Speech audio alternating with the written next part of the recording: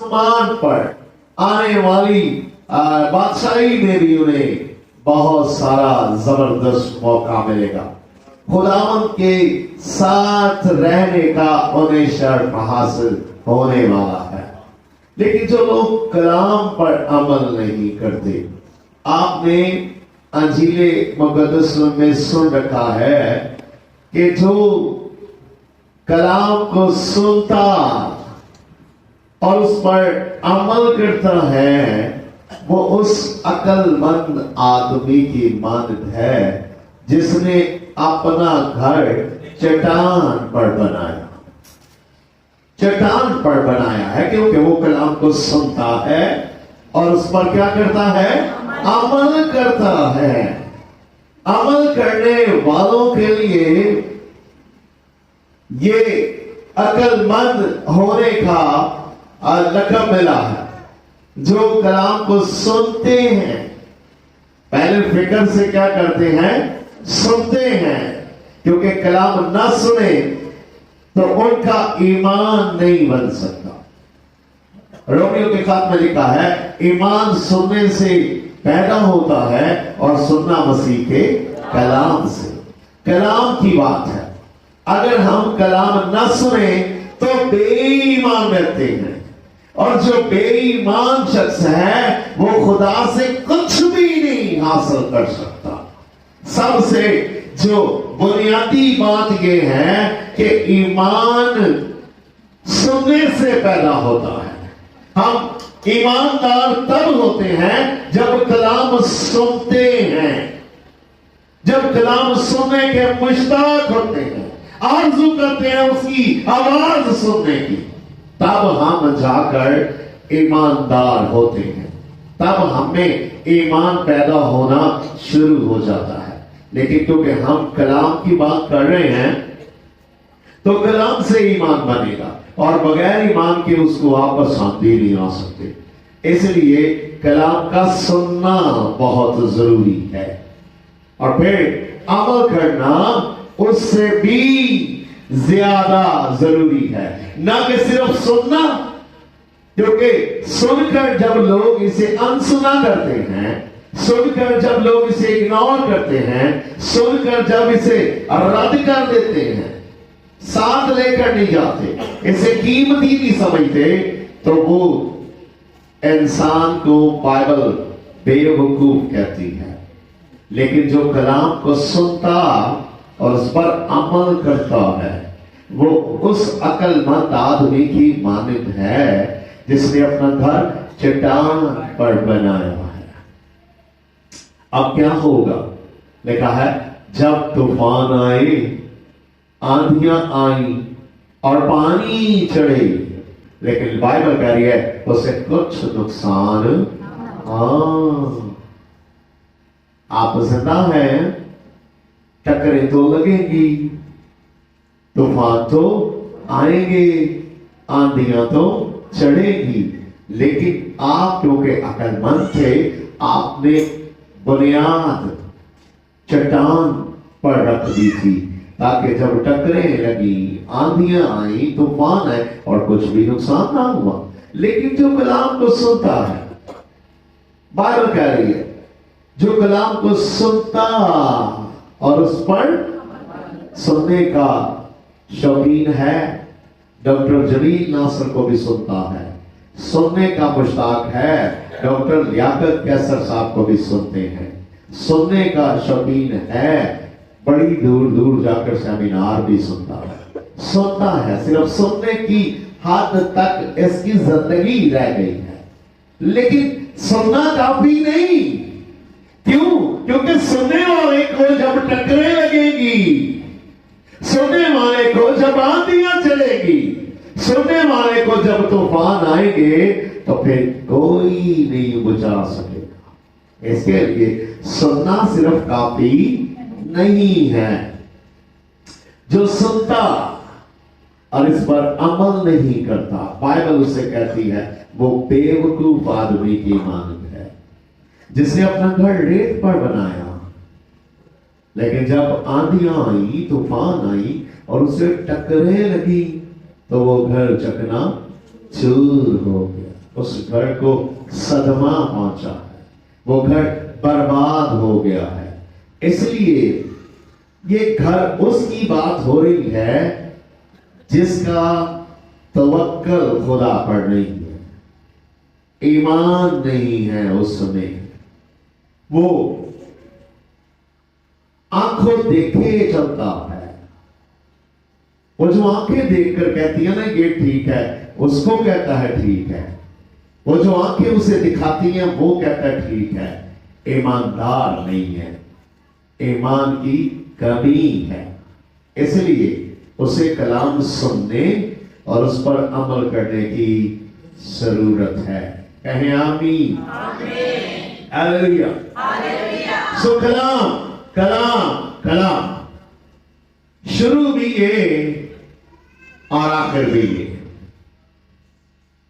इब्तिदा भी और इंतहा भी, सब कुछ यही है।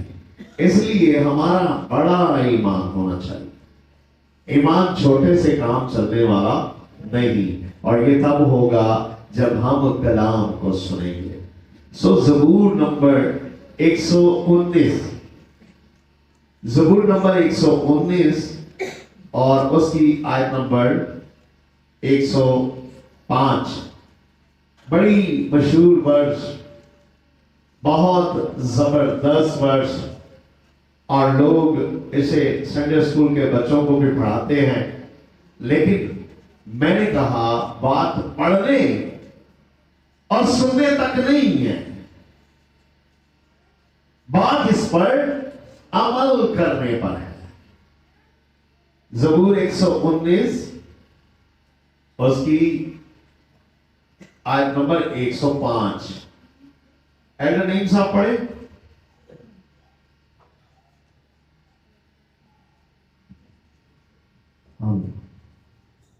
खुदावन के खूबसूरत कलाम में यूं लिखा है, तेरा कलाम मेरे कदमों के लिए चिराग और मेरी राह के लिए रोशनी है। खुदा के कलाम के पढ़े और सुने जाने पर खुदावंत की बरकत हो। देखें जी कितनी खूबसूरत, थैंक यू जी, कितनी खूबसूरत और आला बात।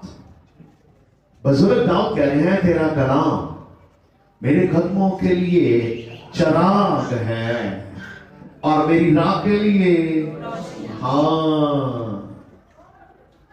रोशनी। आप रोशनी में चलते हैं तो फिर ठोकर नहीं खाते, लेकिन ठोकर कब खाते हैं? जब अंधेरे में चलते हैं, जब तारीकी में चलते हैं। इसलिए बुजुर्ग दाऊद फरमा रहे हैं तेरा कलाम, सब मेरे साथ बोले, तेरा तेरा मेरे कदमों के लिए चिराग है। ऊंचा बोलिएगा जी, मेरे कदमों के लिए चिराग है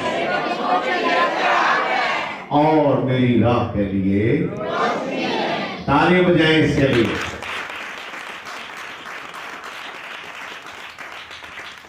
अंधेरों पर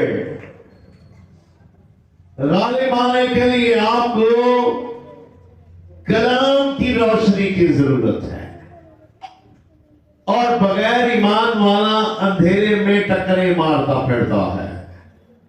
वो देखे पर चलता है, लेकिन पौलुस कह रहे हैं हम अनदेखे खुदा पर ईमान रखते हैं जो अनदेखा है। इसलिए आप अंधेरे में अगर चलते हैं तो ठोकर खाएंगे। इसलिए आपको रोशनी में चलने की जरूरत है। हाँ, नहीं तो फिर आप गुमराह हैं, आप गुमराही में जा रहे हैं, आप अंधेरे में जा रहे हैं, आप मौत की राह पर हैं, आप फना होने की हालत में हैं। कलाम आपको जिंदगी देता है, कलाम आपकी राह को रोशन करता है, कलाम आपकी राह को जबरदस्त बनाता है। मैं बता रहा था, जब टॉर्च आपके हाथ में होती है तो अंधेरा जितना भी हो वो उसे चीर देती है, वो उसे दोनों तरफ कर देती है और आपके लिए क्या बनाती है? हाँ, अंधेरा जितना भी हो, अगर आपके हाथ में टॉर्च है तो वो अंधेरे को चीर देगी और दोनों तरफ कर देगी और आपके लिए क्या बना देगी? हाँ, इसके लिए अगर मैं सचमुच कलाम को सिर्फ सुनने वाला हूं तो भी मैं अंधेरे में हूं। सुनने से कुछ नहीं होगा, इस पर अमल करने से काम बनेगा। इसको कीमती जानकर, इसको अजीज जानकर, इसको सच्चे मोती जानकर आपको बटोरने की जरूरत है, इसे इकट्ठा करने की जरूरत है। जैसे बुजुर्ग दाऊद फरमा रहे हैं ना कि तेरे मुंह की शरीयत मेरे लिए सोने के और चांदी के हजारों सिक्कों से बेहतर है। क्यों? क्योंकि हजारों सिक्के, करोड़ों सिक्के, लाखों सिक्के भी आपके पास सोने के हो, आपको जिंदगी नहीं दे सकते, लेकिन कलाम आपको जिंदगी देता है। हालेलुया। और हम इसीलिए बुलाए गए हैं कि जिंदगी पाए और ऊंचा बोलिएगा, जिंदगी पाए और हम कसरत की जिंदगी पाने वाले हैं। वो इसीलिए आया है। इसलिए मुझे अब अंधेरों में नहीं रहना, लिखा उसने मुझे अजीब रोशनी में बुला लिया है। उसने मुझे अंधेरों से निकाल लिया है। उसने मेरे लिए रोशनी का इंतजाम किया है। उसने मुझे अजीब रोशनी में बुलाया है। अब मैं खुद अंधेरों में छुप जाऊं तो ये मेरी मर्जी है। मैं अंधेरे में क्यों छुपता हूं? क्योंकि शायद ये समझकर कि कुछ छुप कर लूंगा, ऐसा नहीं हो सकेगा। इसलिए बुजुर्ग दाऊद भी पहले यही समझ रहे थे, मैं छुप कर सब कुछ कर सकूंगा। लेकिन जब उसने देखा कि खुदा को तो सब कुछ मालूम हो गया, तो फिर कहा मैं चढ़ जावा आसमाना ते उठे भी जिन्हें बिछावा बिस्तरा पाताल दे विच ते उठे भी। हाँ, वो हर जगह वो आपको देख रहा है। आप अंधेरे में भी छुप जाए और फिर कहने लगा कि मैं अंधेरों में भी छुप जाऊं तो उधर भी। हाँ, तू अंधेरों में रोशनी कर लेता है। उसके चेहरे की रोशनी आपको देख रही है। आप कितने गहरे भी अंधेरे में चले जाए, लेकिन मैं आपको सच कह, अगर आप अंधेरे में हैं तो ठोकर खाएंगे, गिर जाएंगे, आप फना हो जाएंगे, आप बर्बाद हो जाएंगे। इसलिए अपनी जिंदगी को जल्दी करके कलाम की रोशनी में लाएं, कलाम की रोशनी में चलें।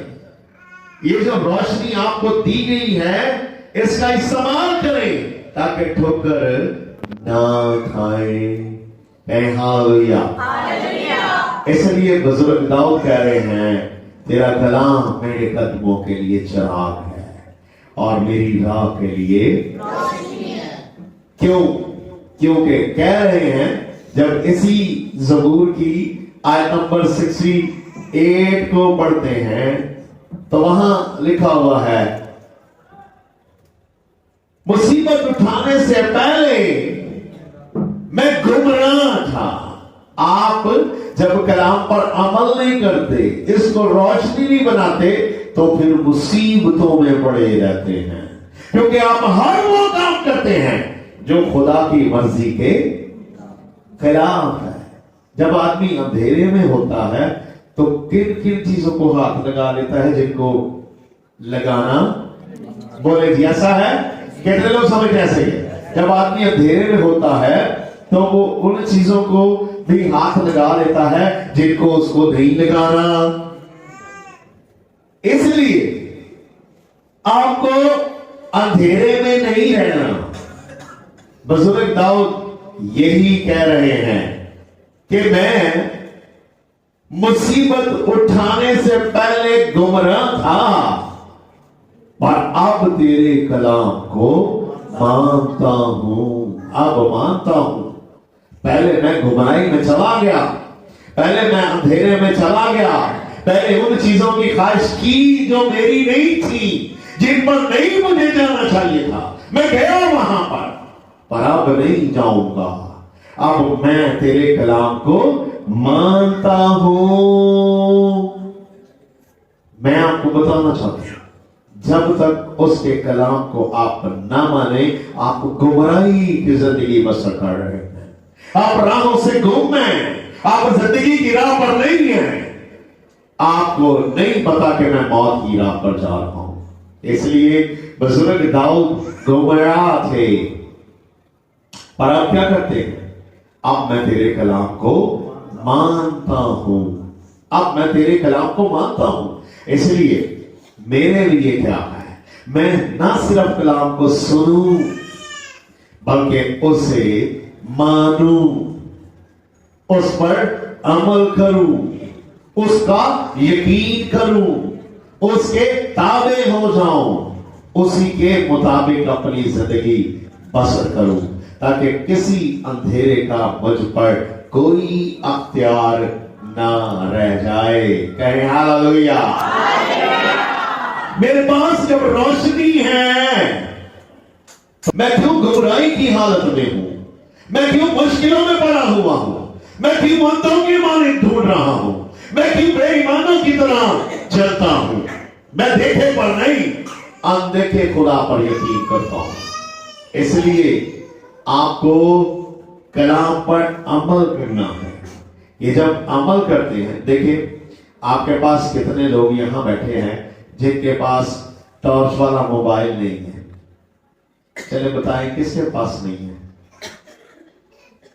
कोई कोई कोई बताए जिसके पास टॉर्च वाला मोबाइल नहीं है?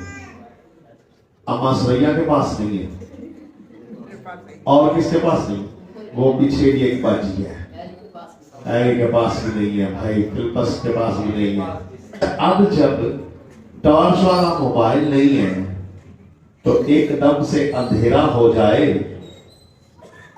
तो क्या कैसा लगेगा? बोले मुश्किल होगी ना। और मैं एक दिन अपने घर में बैठा हुआ था नीचे, और मैंने अपना बैग ऊपर पहले भेज दिया, और मैं जब ऊपर आने लगा तो एकदम से लाइट हो गई बंद। इतना अंधेरा कि देखिए इस घर पर रोज हमारा उतरना और चढ़ना है। मैं आपको सच कह रहा हूं, मुझे सीढ़ियां ढूंढने में मुश्किल हुई। क्यों? इसका मतलब ये है, जब आप अंधेरे में होते हैं तो मैं आपको पहले बता रहा हूं, आप गलत भी जानते हैं। इसलिए आपको रोशनी की क्या है? जरूरत है। अगर आपकी जिंदगी में कलाम नहीं है तो अंधेरों में से कैसे निकलेंगे? बोले जी, नहीं निकल सकेंगे, बल्कि आप फंस जाएंगे।